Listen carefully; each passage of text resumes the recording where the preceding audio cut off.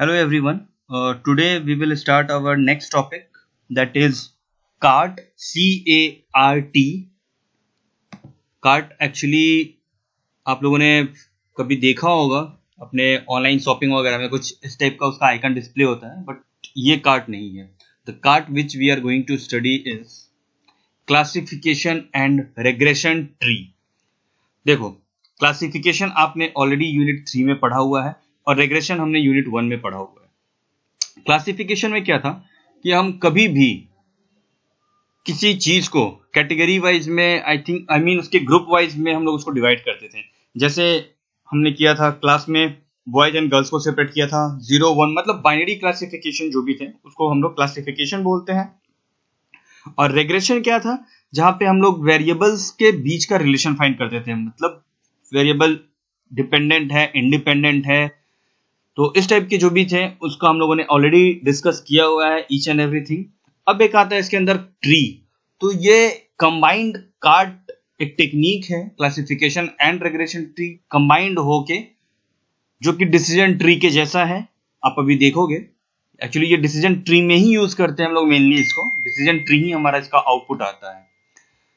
Scientist जिन्होंने, या आप जो भी कह लो, फिलोसफर जो इन्होंने बनाया था कार्ट मॉडल को, तो ये 4 बेरमैन, फेल्डमैन, स्टोन एंड ओल्सन है जिन्होंने कार्ट मॉडल को डिफाइन किया है, इन्होंने बनाया है कार्ट मॉडल. अब आते हैं वापस से क्लासिफिकेशन में, क्योंकि कार्ट के अंदर सबसे पहला चीज सी स्टैंड करता है क्लासिफिकेशन के लिए. तो हम जानते हैं क्लासिफिकेशन होता क्या है. क्लासिफिकेशन हम ऑलरेडी पढ़ चुके हैं कि एक डेटा माइनिंग का टेक्निक है जो कि हम यूज करते हैं इसको ग्रुपिंग के लिए, मेंबरशिप ग्रुप डिफाइन करने के लिए. ये क्या करता है, हमारा मैप करता है हमारा डेटा को प्री डिफाइंड ग्रुप और क्लासेस में and search for new pattern. जैसे कि आप ऐसे एग्जांपल में समझ लो कि आपके क्लासरूम में बॉयज और गर्ल्स हैं, तो हमने गर्ल्स को अलग रो में बिठा रखा है, बॉयज को अलग रो में बिठा रखा है. अब जो भी नेक्स्ट स्टूडेंट आएगा, अगर वो बॉयज है तो वो बॉयज वाले रो में जाएगा, गर्ल्स है तो वो गर्ल्स वाले रो में जाएगा. तो ये उसका मतलब है search for the new pattern का, कि पहले हमने उनको प्री डिफाइंड कर दिया, उनको ग्रुप बना दिया, उनका क्लास बना दिया. अब जो भी न्यू एलिमेंट आएगा वो सर्च करेगा कि हाँ मैं किस कैटेगरी में हूँ, किस ग्रुप में हूँ, और वो उस प्लेस पे ले लेगा. ओके, यहाँ पे एक एग्जांपल भी दे रखा है. You may wish to use classification to predict whether the weather on a particular day will be sunny, rainy और क्लाउडी. तो इस टाइप के जो भी क्लासिफिकेशन हम करते हैं, colour wise, red, yellow, green, true, false, yes, no, इस टाइप के जो भी होते हैं वैल्यूज, वो क्लासिफिकेशन में आता है हमारा. ओके, नेक्स्ट है रेग्रेशन. रेग्रेशन हम बेसिकली हम रेग्रेशन तब करते हैं जब हमें दो वैल्यू या कोई भी दो वेरिएबल्स के बीच के आपस का रिलेशन फाइंड करना होता है. जैसे यहाँ पे एक एग्जांपल दे रखा है कि पर्सन का सेविंग है, तो अपना फ्यूचर का देखना चाहता है कि उसकी क्या वैल्यू है, क्या है. तो जैसे हम लोग रेग्रेशन में ऑलरेडी हम लोगों ने एक एग्जांपल लिया हुआ था, एक स्ट्रेट लाइन हमने ड्रॉ किया था जिसमें एक्स और वाई वेरिएबल लिए थे हमने. एक्स हमारा ईयर ऑफ एक्सपीरियंस और वाई था हमारा सैलरी. तो ईयर ऑफ एक्सपीरियंस डिपेंड कर रहा था, सैलरी हमारा डिपेंड कर रहा था एक्स पे, जो कि ईयर ऑफ एक्सपीरियंस पे था.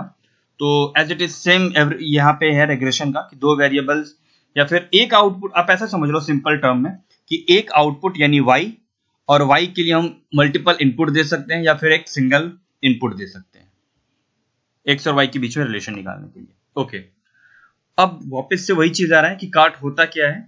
तो कार्ट क्या था हमारा, क्लासिफिकेशन एंड रेग्रेशन ट्री, ये इसका फुल फॉर्म होता है. इसको डेवलप किया था बेरमैन, फेल्डमैन. ये ऑलरेडी हम लोगों ने भी सेकंड स्लाइड में देखा हुआ है, 1980s में आया था ये. ठीक है, और ये एक्चुअली स्टैटिस्टिकल मॉडलिंग के लिए आया था, जो कि ट्री टाइप स्ट्रक्चर आता है. हमें लास्ट में एक ट्री मिलता है, ठीक है, जिसमें बहुत सारे कुछ कैलकुलेशन हम करते हैं, क्रॉस वैलिडेशन वगैरह फाइंड करते हैं, उसका ट्री टाइप एक स्ट्रक्चर जनरेट होता है. ओके, वापस से देखें एक बार, तो बहुत सारे ट्री बेस्ड मॉडलिंग टेक्निक है जो कि अभी हम लोग कार्ट पढ़ रहे हैं. नेक्स्ट हम पढ़ेंगे वो है कैड, वो भी हम देखेंगे. और ये कुछ सॉफ्टवेयर पैकेजेस है जो हमें कार्ट मॉडल के लिए यूज करते हैं, जैसे एसएस है, आर प्रोग्रामिंग है, पाइथन है. तो ये सारे कुछ सॉफ्टवेयर पैकेजेस है जिनमें हम कार्ट का इम्प्लीमेंटेशन करते हैं. ओके, ये फिलॉसफी है कि डेटा एनालिसिस का बहुत सारा मेथड है, बहुत सारे व्यू पॉइंट है. ठीक है, तो सिमिलरली आप कैसे डेटा स्ट्रक्चर को रिप्रेजेंट करोगे किसी चीज के लिए, that is the same thing given here. अब है कार्ट का वर्किंग, कार्ट काम करता कैसे है। देखो यहाँ पे कुछ इनपुट हमने दिया, एज, जेंडर और ऑक्यूपेशन। उस बेसिस पे हम कुछ जनरेट कर रहे हैं ग्राफ कि अगर इस एज वाले का यस है कंडीशन और ये नो है, ठीक है, जैसे सीनियर सिटीजन है वो गेम लाइक नहीं करते हैं कंप्यूटर गेम, तो जाहिर सी बात है वो नो पे आएंगे। और जो मेल्स हैं, मेल में यंग एज वाले वो ज्यादा प्रेफर करता है कंप्यूटर गेमिंग। तो आप देख सकते हो कि यहाँ पे बॉयज हैं वो यस पे डिनोट किया हुआ है कि हाँ उसे गेमिंग पसंद है, और गर्ल्स को यहाँ पे नो पे किया हुआ है। तो इस टाइप के हम स्ट्रक्चर बनाते हैं कार्ड के अंदर, जो कि बेसिकली डिसीजन ट्री रिप्रेजेंट करता है हमारा। यहाँ पे फर्स्ट जो एलिमेंट है हमारा, इसको हम बोलते हैं पेरेंट नोड या फिर रूट नोड कह लो, ठीक है। ये रूट होता है, उसके बाद ये सारे इसके नोड्स हैं या फिर लीव्स कह लो आप। तो इसके बीच के बहुत सारे कुछ कंप्यूटेशन कैलकुलेशन होते हैं, वो भी हम देखेंगे कैसे करते हैं। ओके, अब है कि हम कब और कब यूज करते हैं कार्ट मॉडल। जब हमारा वैल्यू डिपेंडेंट वेरिएबल जब हमारा कैटेगरिकल होता है तो कार्ट मॉडल यूज करते हैं, ठीक है। और जब हमारा वेरिएबल कंटिन्यूअस होता है तो वो क्या जनरेट करता है, क्लासिफिकेशन ट्री जनरेट करता है।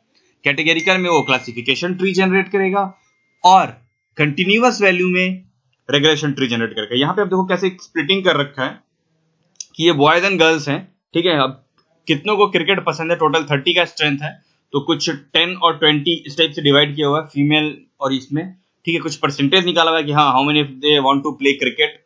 तो इस टाइप से हम कुछ कैलकुलेशन करते हैं, कुछ रेशियो निकालते हैं।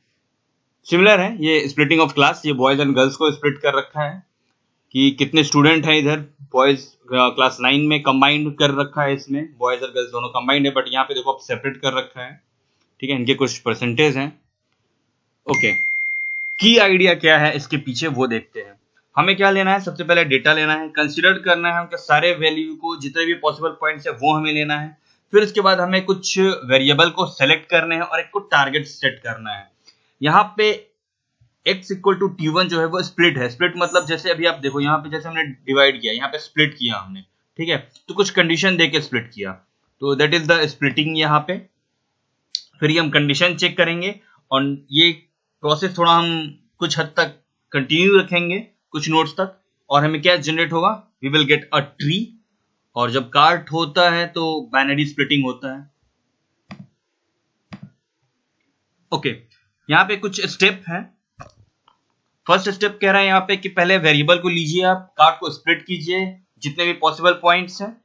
उसके बाद उनके केसेस के बेस पे यस अगर है तो उसको आप लेफ्ट में डालो, नो है तो राइट में डालो, एज इट इज। यहाँ पे आप देखो जैसे यहाँ पे कर रखा है, इससे पहले वाला एग्जांपल पे यस के लिए हमने इधर लेफ्ट में लिया, नो के लिए राइट में लिया। तो इस टाइप से हम स्प्लिटिंग करते जाएंगे। ओके, नेक्स्ट फिर यही है कि कुछ उसमें रिडक्शन लगाते जाएंगे, कुछ इम्प्योरिटी जो भी आएगी उसके बीच में हम उसको रिड्यूस करते जाएंगे। स्प्लिट का कुछ क्राइटेरिया होगा जो हम उसको फॉलो करेंगे। डिपेंडेंट वेरिएबल अगर कैटेगरिकल है तो हम कुछ वैल्यू देंगे 1 या 2, एज इट इज, ऐसा कुछ भी देते जाएंगे। और उसके बेस में हम कुछ प्रोबेबिलिटी डिस्ट्रीब्यूशन है वो कैलकुलेट करेंगे हर नोड के लिए रिस्पेक्टिवली। उसके बाद हम मेजर करेंगे हेट्रोजेनिसिटी और impurity is the same thing. यहाँ पे उसका एक फॉर्मूला होता है ये। नेक्स्ट ये वही स्टेप्स है कि हम बेस्ट स्प्लिटिंग कहां से कैसे डिवाइड करेंगे। ये देखो एक्चुअली क्या होता है ना, ये रियल लाइफ डेटा पे ही डिपेंड करता है। ये इसको ज्यादा समझने के लिए आप रियल लाइफ डेटा पे आओ तो ज्यादा क्लियर होगा। मैं बताता हूं कैसे। सपोज करो आपको लेना है एक कार, तो एक कार खरीदने के लिए सबसे फर्स्ट क्या लोगे आप, एक मिनट मैं आपको एक एग्जांपल से ही बता देता हूं। ओके, सपोज करो आपको लेना है एक कार, ठीक है। तो ये रहा आपका कार लेने का डिसीजन। अब आप कार के बाद आओगे कि हाँ अगर कार का अमाउंट कुछ ये हुआ तो मैं ये कार लूंगा, अगर अमाउंट उसका कुछ और हुआ मतलब थोड़ा ज्यादा हुआ तो हाँ मैं इस कंपनी को प्रेफर करूंगा। अब इस कंपनी के अंदर भी आप डिसाइड करोगे कि हाँ इस कंपनी के अंदर भी इस कार में ये सारी फैसिलिटीज होनी चाहिए, ऑटोमेटिक होना चाहिए। अगर ऑटोमेटिक नहीं हुआ तो फिर उसका जो भी सब मॉडल है मतलब उसका थोड़ा लो क्लास मॉडल वो लूंगा। और इस कंपनी में भी आप देखोगे कि हाँ इस बजट में ये ऑटोमेटिक कार मुझे मिल रहा है नहीं मिल रहा है, उसके अंदर ये सारे फीचर्स हैं नहीं है। तो इस टाइप के आप बेसिक जितने भी पॉसिबिलिटीज हैं वो नोट्स आप बनाते जाओगे। लास्ट में इनकी वैल्यूज बेसिस पे कुछ हम कैलकुलेशन करते हैं और हमारा लास्ट फाइनल जो आउटपुट आता है that is the cart tree और डिसीजन ट्री हम कहते हैं उसको। तो यहाँ पे एक एग्जांपल दे रखा है, आप देख रहे हो यहाँ पे कि ऑनर है या नहीं उसका फाइंड करना है। उसका कुछ साइज दे रखा है और कुछ इनकम है उसका, कि अगर इतना कुछ इनकम है तो yes he is the owner, और नहीं तो नहीं है वो। तो इसके लिए चेक करते हैं कुछ इम्प्योरिटीज का वही डेफिनेशन। इम्प्योरिटीज मतलब जो भी नॉन रिलेटेड एलिमेंट्स हैं उनको हम रिड्यूस करते हैं यहाँ पे। तो देखो यहाँ पे से साइज दे रखा था 19 का और उसकी इनकम ये बता रखी है यहाँ पे। तो इस बेसिस पे हमारा जो हमने ये कंडीशन देखा हुआ है, ये कंडीशन हमारा ये दे रखा है कि अगर इफ एक्चुअली प्लॉट साइज होना चाहिए था, यहाँ पे कुछ टाइपिंग मिस्टेक हो रखा है, प्लॉट साइज इज इतना तो इसका इनकम ये होगा। ओके तो सेम थिंग है यहाँ पे भी, प्लॉट का पी आई थिंक मिसिंग हो रहा है यहाँ भी, let me right this P. Okay कोई बात नहीं है, ठीक है। तो ये प्लॉट का साइज है और ये अगर इसका इनकम है तो नहीं, ये नो हो जाएगा और ये यस हो जाएगा। इस टाइप से फर्दरली आप इसको स्प्लिट करते जाओ और लास्ट में आ रहा है कि हाँ ये इसका ऑनर है और ये वाला पार्ट नो में चला जाएगा। तो इस टाइप से हम इम्प्लीमेंटेशन करते जाते हैं। नॉन ऑनर इधर आप देख रहे हो ये क्या कंडीशन है, इस बेसिस पे इसका कैलकुलेशन पूरा चलता जाता है। तो this is all about cart classification and regression tree. आपको कोई भी डाउट हो you can immediately talk to me, आप कमेंट करो, मैं इमीडिएटली रिस्पॉन्स करूंगा आपको। Thank you.